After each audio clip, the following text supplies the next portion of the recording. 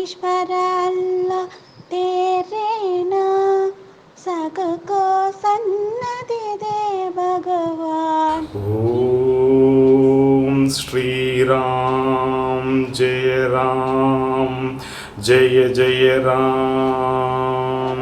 अल्लाह तेरे नाम सबको सन्नति दे भगवान। கைகேயின் காலில் விழுந்தாலும் மறுபடியும் மறுபடியும் மூர்ச்சையாகி விழுந்தாலும் தசரதன் எவ்வளவு கெஞ்சினாலும் கைகேயின் மனம் மாறுவதாக இல்லை. அவள் விடாப்பிடியாக மந்தரை எந்த அளவுக்கு தயாரிப்பு செய்து வைத்தாலோ அந்த தயாரிப்புக்கு ஒப்ப கைகேயி விடாப்பிடியாக தான் கேட்ட அந்த இரு வரங்களை தர வேண்டும் என்று பல வகையாக வாதாடிக்கொண்டே இருக்கிறார். தசரதர் தரையில் புரண்டு அழுகிறார். இதுவே போய்கொண்டே இருக்கிறது. கைகேயிக்கும் தசரதனுக்கும் இதே போய்கொண்டிருக்கிறது. இந்த இடத்தில் நான் சொல்ல வேண்டும், இந்த இடத்தில் வால்மீகி ஒரு வார்த்தை ஒன்று உபயோகம் செய்கிறார். தசரதன் தர்ம சங்கட சூழ்நிலையில் இருந்தார் என்று. நீ பாருங்க, நம்ம அனுதின வாழ்க்கையில கூட சும்மா என் ஃப்ரெண்டு கூப்பிட்டான், படத்துக்கு கூப்பிட்டான், என்னால் போக முடியல, தர்ம சங்கடமாக இருந்துச்சு. தர்ம சங்கடம் என்கிற வார்த்தையை எந்த இடத்தில் உபயோகிக்க வேண்டும் என்கிற அந்த புழக்கம் தெரியாமல் நாம் உபயோகம் செய்து கொண்டு இருக்கிறோம். உண்மையிலேயே தர்ம சங்கடம் அப்படிங்கிற அந்த வார்த்தை என்ன அப்படின்னா, இதுவும் தர்மம் அதுவும் தர்மம், ரெண்டுக்கும் நடுவில் மாட்டிக்கிட்டு இதையும் செய்ய முடியாமல் அதையும் செய்ய முடியாமல் நிற்கிற அந்த நிலைக்கு பெயர் தான் தர்ம சங்கடம். இல்லை என்றால் சாதாரண சங்கடம், அவ்வளவுதான். நம்ம எல்லாம் சொல்கிறோம்ல, கூப்பிட்டான் இல்லைன்னா வேறு ஏதோ ஒன்று குடும்பத்தில் அப்படின்னா நான் சங்கடத்தில் மாட்டிக்கிட்டேன். தர்ம சங்கடம் கிடையாது. தர்ம சங்கடம் என்றால் ரெண்டுமே தர்மம். ராமனுக்கு மூத்த மகன், 4 பிள்ளைகளில் மூத்த மகனுக்குத்தான் பதவி வந்து சேர வேண்டும் என்பது தர்மம். அந்த தர்மத்தின்படி தான் நான் ஏற்பாடுகளை செய்துவிட்டு மனைவியிடம் வருகிறேன். இவள் என்ன என்றால், ஏற்கனவே நான் செய்து கொடுத்த சத்தியத்தை கேட்டு எனக்கு அந்த வரம் என்று கேட்கிறாள். ரெண்டுமே வந்துட்டு சத்தியம்தான். இதுவும் சத்திய செயல், இதுவும் சத்திய செயல். நடுவில் நின்று கொண்டு என்ன செய்வது என்று தெரியாமல் நிற்கும் அந்த நிலைக்கு பெயர் தர்ம சங்கடம். தசரதன் தர்ம சங்கடத்தில் நின்று கொண்டு தவித்து கொண்டிருக்கிறார். ஏங்க கைகை, ஏங்க என்னங்க பண்றீங்க? தரையில் இப்போ ஏன் புரள்றீங்க? ஏற்கனவே நான் இதை படிக்கும்போது எனக்கு என்ன தோணுச்சுன்னா, ஏண்டி நீ தான் வந்து அந்த தாமரை தண்டு, வாடி கிடந்த தாமரை தண்டு அப்படின்னு வால்மீகி சொல்கிறார். அப்படின்னு நல்லா பசப்பல் செய்து கொண்டு தரையில் படுத்துக்கொண்டு காரியத்தை சாதித்து கொண்டு இப்போ வந்துட்டு அவர் அழுகும் பொழுது நீங்கள் ஏங்க தரையில் படுத்து புரள்றீங்க? சரி, ஏங்க இப்படின்னா தரையில் படுத்து புரள்றீங்க, உடம்பு கட்டுட போகுது, எந்திரிச்சு மெத்தையில் படுங்க. அவர் வந்து உன் மனசை மாற்றிக்கோடி ப்ளீஸ்டின்னு கெஞ்சுறார். இதுவே போய்கொண்டிருக்கிறது. நைட் ஆயிடுச்சு, அப்படியே போய்கிட்டே இருக்குது. விடிந்து விட்டது. பாருங்க, எனக்கு நல்ல ஒரு விஷயத்தை சொல்றதை கேளு. விடிந்தவுடன் அந்த பறவைகளின் சத்தம், அப்புறம் பணிப்பெண்களின் வேலை சத்தம், அதற்கு மத்தியில் அந்த இசைக்கலைஞர்கள் எப்பவுமே வந்துட்டு ஒரு அரசர், குறிப்பாக தசரதர் எழும்பொழுது, ஏன்னா இதெல்லாம் நான் இந்த விஷயத்தை நான் எங்கிருந்து நான் எடுக்கிறேன்னா, இது போன்ற புராணங்களை படிக்கும் பொழுது நான் எடுக்கிறேன். ஒரு அரசர் தூங்கி கொண்டிருக்கிறார் என்றால் அவரை எழுப்புவதற்காக இசைக்கலைஞர்களை பணியில் வைத்திருக்கிறார்கள். அவர்கள் தங்களுடைய இசைக்கருவிகளை வைத்துக்கொண்டு என்னென்னமோ இசைக்கருவிகள் எல்லாம் சொல்கிறார்கள். அந்த இசைக்கருவி என்ன கருவின்னு கூட எனக்கு தெரியல. அதெல்லாம் வால்மீகி பதிவு செய்திருக்கிறார். இந்த கருவியையும் எடுத்துக்கொண்டு வந்தார்கள். வந்து அந்த படுக்கையை சுற்றி நின்றுக்கிட்டு அவர்கள் இசை மீட்டுவார்கள். இசை மீட்டும் பொழுது அந்த இசையோடையே அப்படியே கொஞ்சம் தூக்கம் களையப்பட்டு, வேறு யாரும் போய் தூக்கத்தை தசரதா எந்திரி அப்படின்லாம் வந்துட்டு தூக்கத்தெல்லாம் எழுப்பி விட முடியாது. நம்ம வீட்டில் வந்துட்டு நம்ம அம்மா கத்துவாங்கல்ல, எந்திரிச்சு தொலை, மணி என்ன ஆச்சு, வெயில் அடிக்குது அப்படின்னு, அந்த மாதிரிலாம் கிடையாது. மன்னரை எழுப்புவதற்கு இசை வாத்தியங்கள் அப்படிங்கிறத நான் இது படித்து பார்க்கும்போது தான் தெரியுது. இதான் ராஜ வாழ்க்கை. இசைக்கலைஞர்கள் சுற்றி நின்று நான் என்ன யோசிச்சு பார்க்குறேன், என் மாணவர்கள் போன்ற பசங்களாக இருந்தால் என்ன பண்ணுவாங்க? என் மாணவர்கள் கொஞ்சம் துரு சேட்டை பிடிச்சவங்க. நான் படுத்திருக்கேன்னு வச்சுக்கோங்களேன், ஒரு ராஜா மாதிரி நான் படுத்திருக்கேன் அப்படின்னா, வந்து இந்த ஆளுக்கு எதுக்கு சாஃப்டான மியூசிக் வாசிக்கணும், பீ பீ அப்படின்னு சொல்லிட்டு சவுண்டான மியூசிக், அப்படியே ஹார்ட் அட்டாக் வந்து அப்படியே துள்ளி குதிச்சு எந்திரிக்கிற மாதிரியான இசையை என் மாணவர்கள் என் மாணவர்களாக இருந்து இப்படி தானே இசைப்பாங்க அப்படின்னு யோசிச்சு பார்த்தேன். ஆனால் வந்துட்டு ராஜாக்களை எழுப்பும் அந்த இசை வல்லுநர்கள் எல்லாம் அப்படியே மென்மை நினச்சி பாருங்களேன். நீங்கள் அப்படியே படுத்து தூங்கிட்டு இருக்கிறீங்க, அப்படி காதுக்குள்ளே ஒரு மென்மையான இசை, எந்த விதமான டப்பு டப்புன்னு இல்லாமல் நம்ம நாட்டுப்புற பாடல் மாதிரி டப்பு டப்புன்னு இல்லாமல் அப்படி மென்மையான ஒரு இசை, அப்படியே அந்த இசையிலேயே அப்படி விழித்து எழுந்து நான் என்ன நினைக்கிறேன் அப்படின்னா, எந்திரிச்ச உடனே ஆளுக்கு ஒரு காசு, தங்க காசோ இல்லாட்டினா ஏதோ ஒரு காசு, ஆளுக்கு ஒரு காசு கண்டிப்பாக மன்னர்கள் கொடுத்துருப்பாங்கன்னு நினைக்கிறேன். எத்தனை இசைக்கலைஞர்களோ அத்தனை டெய்லி இல்லாட்டினா மாத சம்பளம், வார சம்பளம், ஏதோ ஒன்று. இல்லைன்னா எந்திரிச்சோன்னே சும்மா வெறுங்கையோடு அனுப்ப முடியுமா தெரியல. இந்த மாதிரிலாம் நடந்திருக்கலாம். இதெல்லாம் என்னுடைய அனுமானம். வால்மீகி வரலாறுலேயே வேறு எதுலேயுமே இல்லை. சரி, தசரதனுடைய அந்த கைகை அந்த புறத்திற்கு இந்த இசைக்கலைஞர்கள் வருகிறார்கள். நான் என்ன யோசிச்சு பார்த்தேன், அப்போ இசைக்கலைஞர்களுக்கு தெரியும் போல் இருக்கு, இன்னைக்கு நம்ம அரசர் கைகை அரண்மனைகள் அந்த புறத்தில் படுத்திருக்கிறார். அப்போ ஒரு டைம் டேபிள் இருக்கும் போல் இருக்கு. திங்கட்கிழமை கௌசல்யா, செவ்வாய்க்கிழமை கைகேயி, புதன்கிழமை வந்துட்டு இந்த மாதிரி ஒரு டைம் டேபிள் இருக்கும் போல் இருக்கு. அப்போ அந்த இசைக்கலைஞர்கள் அடுத்த நாள் காலையில் விடிஞ்ச உடனே இன்னைக்கு வந்துட்டு அந்த அம்மாவுடைய அரண்மனையில் இருப்பாங்கடா, வா போய் நம்ம வாசிக்கலாம் அப்படின்னு வருவாங்களா? இல்லைன்னா வந்துட்டு ஒவ்வொரு அரண்மனையிலுமே தனித்தனி இசைக்கலைஞர்கள் இருப்பார்களா? ஓகே, அங்கங்கேயே இருந்துக்கிட்டோம்னா நம்ம அரண்மனைக்கு வருகிற அந்த அரசருக்கு நம்மளே அப்படி போயிட்டு தெரியல. இதெல்லாம் என்னுடைய அலசல்கள். சரி, இசைக்கலைஞர்கள் தசரதர் வந்துட்டு அப்படி தரையில் படுத்திருக்கிறாரு. இசைக்கலைஞர்கள் வருகிறார்கள் அப்படின்ற விஷயம் தெரிஞ்ச உடனே கணவனுக்கும் மனைவிக்கும் நடுவில் இருக்கும் விஷயம் வேற யாருக்கும் தெரியக்கூடாதுன்னு எழுந்து மெத்தையில் படுத்துக் கொள்கிறார் தசரதர். சுற்றி நின்றுக்கிட்டு அந்த இசைக்கலைஞர்கள் இசையை மீட்டுகிறார்கள்.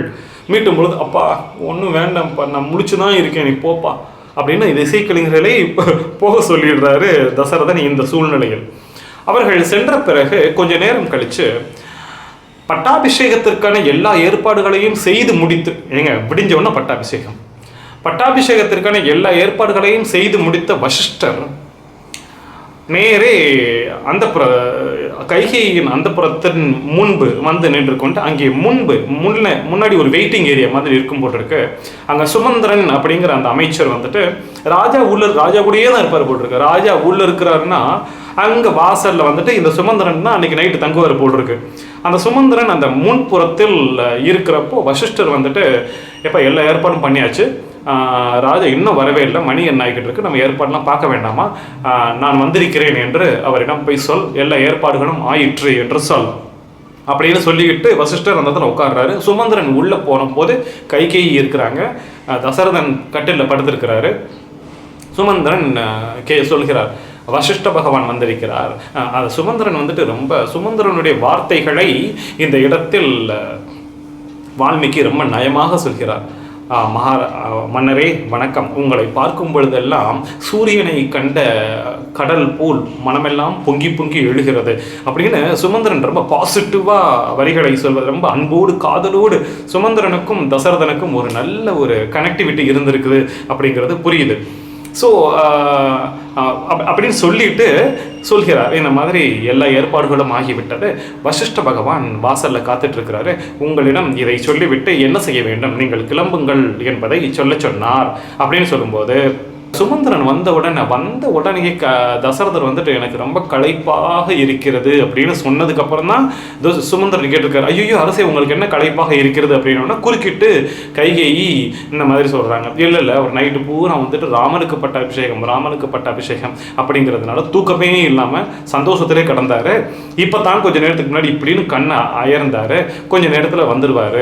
சரி, எனக்கு ஒரு சின்ன உதவி பண்ண, அம்மாவாகிய நானும் தசரதனும் பிள்ளையை பார்க்க வேண்டும் என்று ஆசைப்படுகிறோம் என்று சொல்லி ராமனை இங்கு அழைத்து வா அப்படின்னு கைகேயி சொன்னவுடன் மகிழ்ச்சியோடு சுமந்திரன் விடை பெற்று வெளியே அதை வால்மீகி வசிஷ்டரிடமும் சொல்லிவிட்டு வெள்ளி தேரை எடுத்துக்கொண்டு நேரே ராமருடைய அரண்மனையை நோக்கி செல்கிறார்.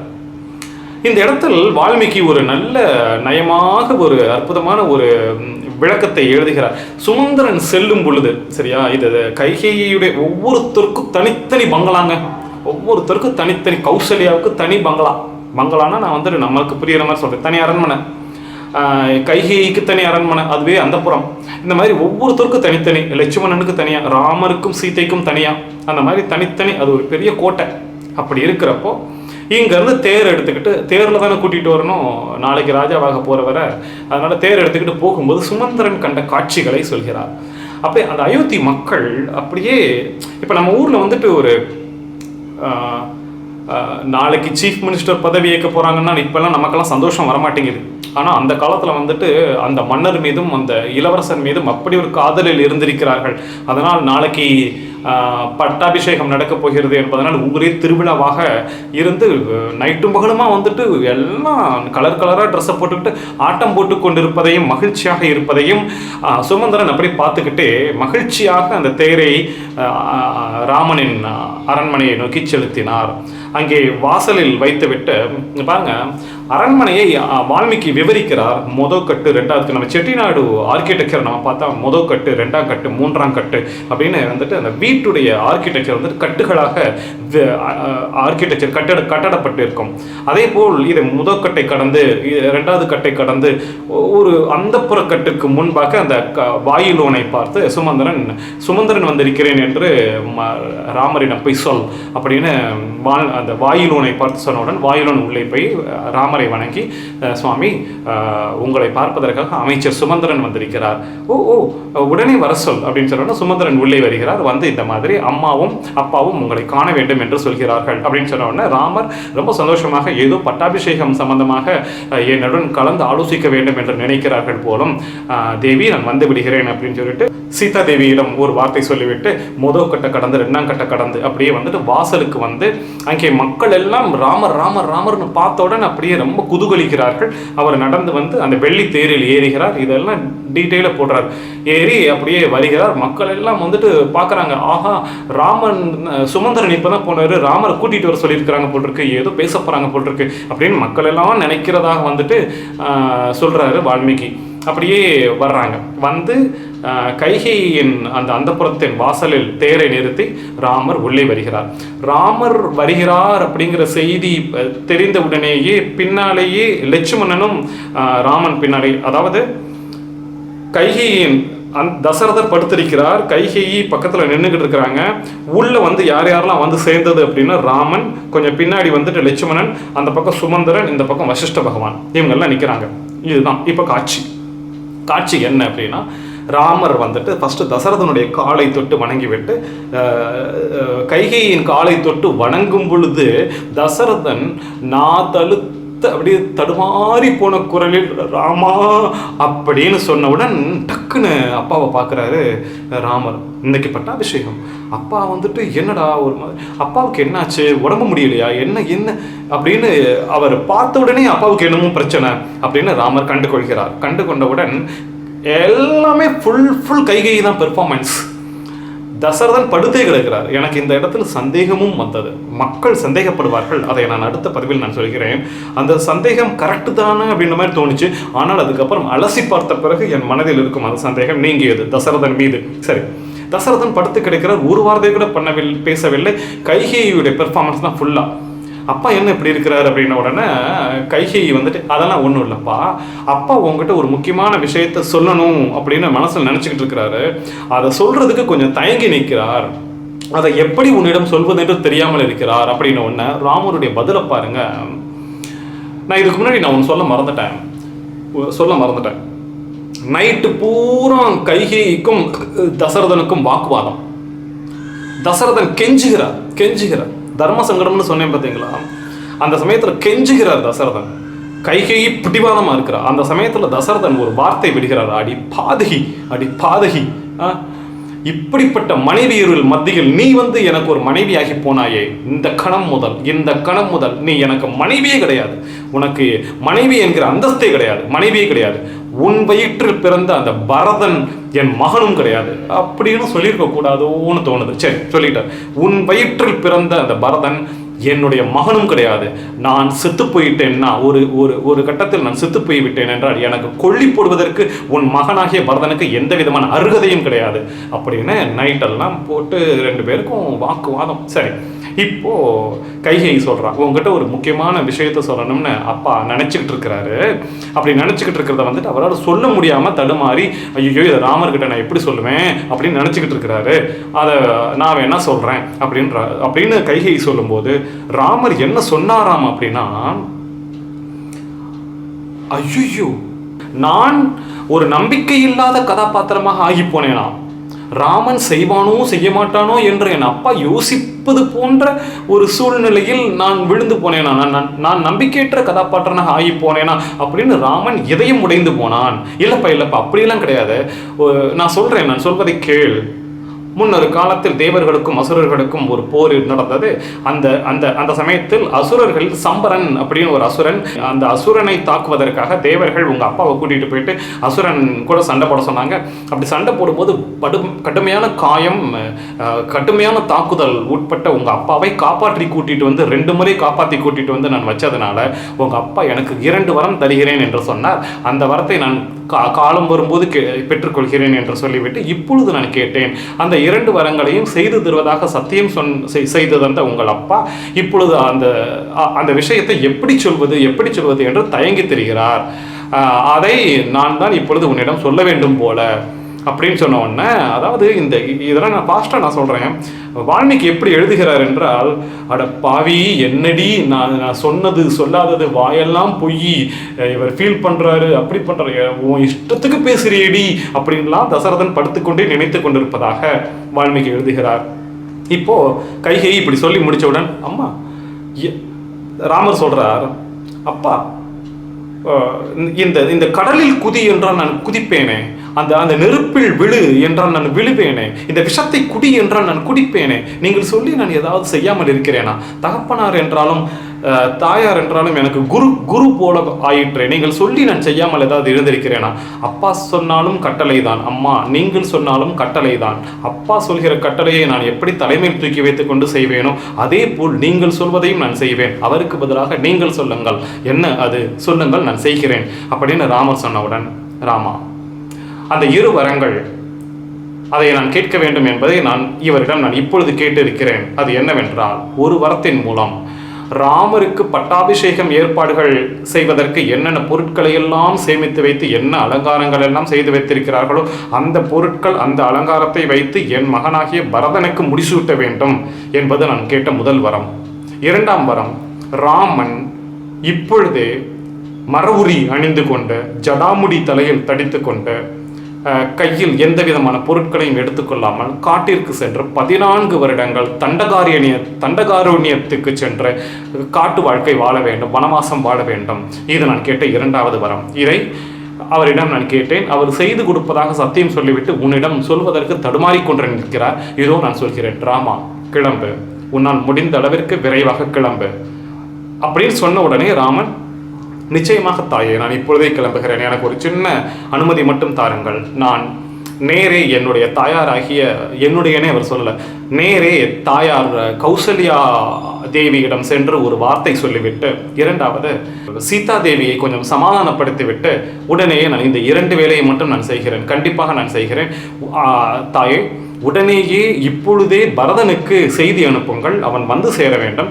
முகூர்த்தம் தடுமாறி போகிறது, அந்த முகூர்த்தத்துக்குள்ளேயே அவனை வைத்து பட்டாபிஷேகம் செய்ய வேண்டும், இப்பொழுதே செய்யுங்கள்னு சொன்னோன்னா கைகை, நான் இப்போவே நான் வந்துட்டு விஷயத்தை நான் சொல்லி பரதனை நான் வரவழைக்கு அனுப்புகிறேன், நீ கிளம்பு அப்படின்னு சொன்ன உடனே ராமர் தசரதன் காலில் விழுந்து ஒரு வணக்கம், கைகையின் காலில் விழுந்து ஒரு வணக்கம். அதாவது நான் விடைபெற்று இந்த வணக்கம் செய்வது வந்துட்டு வால்மீகி எப்படி எழுதுகிறார் என்றால், நான் விடைபெற்றுக் கொள்கிறேன் அப்படிங்கிறதை சொல்லிவிட்டு செல்வதாக அந்த வணக்கம் அமைகிறது அப்படின்னு சொல்லிட்டு அப்படியே அவர் வேறு எதுவுமே சொல்லாமல் ராமர் அப்படி திரும்பி போய்விட்டார். அந்த இடத்தில் இருந்த லட்சுமணனுக்கு கோபமும் ஆத்திரமும் அழுகையும் ஒன்று சேர்ந்து வந்து அடக்கி கொண்டு நின்று கொண்டிருந்த லட்சுமணன் அப்படியே பின்னா போனார். சுமந்திரனின் நிலையை ஏன்னா சுமந்திரன் அங்கேயே தான் கிடக்கிறார். நைட்டிலிருந்து அவருக்கு அப்படி இடி விழுந்தது போல் இருந்திருக்கும். வியாச பகவான் என்ன செய்வதென்று தெரியாமல் அப்படியே, மன்னிக்கவும், வசிஷ்ட பகவான் என்ன செய்வதென்று தெரியாமல் அது அப்படியே நின்று கொண்டிருக்கிறார். ராமர் அப்படியே வெளியேறி அந்த வெள்ளி தேரில் ஏறாமல், ஏனென்றால் இந்த நொடி ராமர் கைகை கிட்ட ஒரு வார்த்தை சொல்றாங்க, அம்மா எனக்கு உண்மையிலேயே வந்துட்டு எனக்கு எந்த விதமான பொருளின் மீதும் எனக்கு ஆசை இல்லை, உண்மையிலேயே எனக்கு எந்த விதமான பொருளின் மீதும் எனக்கு ஆசை இல்லை. இப்போ இந்த நாட்டை விட்டு விட்டு செல் அப்படின்னு சொல்லும்போது எனக்கு எந்த விதமான வழியும் கிடையாது, பரதனை உடனடியாக வர சொல்லுங்கள் அப்படின்னு ராமர் சொன்ன அந்த வார்த்தை, ஒரு வார்த்தையை நான் மறந்து போனேன். அப்படி சொன்ன உடனேயே அந்த நொடியிலேயே மனம் அப்படி துறவரமாகி போனது ராமருக்கு அப்படிங்கிறது புரிஞ்சுக்கிறேன். வெளியில வந்தவுடன் அந்த தேர்ல ஏறல, எங்க இப்போ நம்ம அவருடைய அரண்மனைக்கு போகணும், சீதா தேவி கிட்ட ஒரு வார்த்தை சொல்லணும், கௌசல்யா கிட்ட ஒரு வார்த்தை சொல்லணும். அப்போ அந்த தேர்ல ஏறாம அப்படியே நடந்தே, அது கொஞ்சம் தூரமாக இருந்தாலுமே அவருடைய அரண்மனைக்கு நடந்தே செல்கிறார். இந்த இடத்தில் ஒரு சின்ன இது வைத்துவிட்டு என் மனதிற்குள் இருக்கும் ஒரு சில அலசல்களை, சரி இந்த பதிவில் வேண்டாம், நான் அடுத்த பதிவு தொடக்கத்தில் நான் சொல்லிவிட்டு மிச்ச கதையை நான் தொடர்கிறேன்.